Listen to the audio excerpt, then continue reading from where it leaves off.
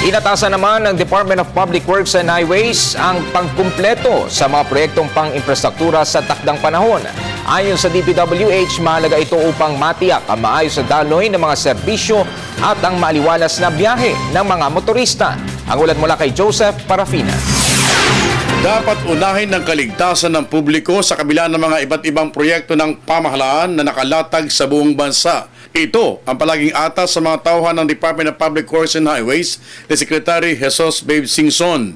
Kaya naman walang napaulat na malaking problema sa mga motorista dahil madaling nakikita ang mga palatandaan sa ginagawang mga proyekto.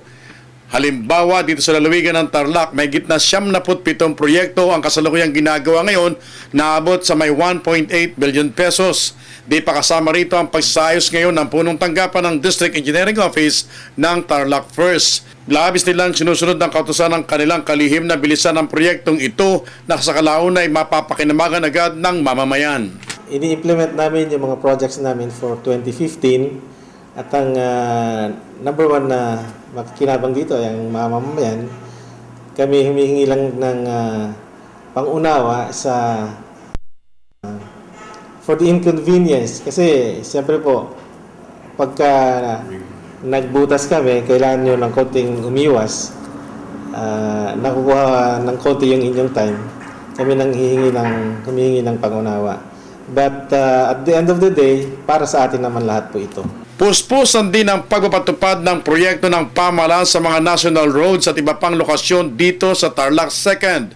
Dapat daw nila itong bilisan para guminhawa na kaagad sa kapakanan ng mamamayan.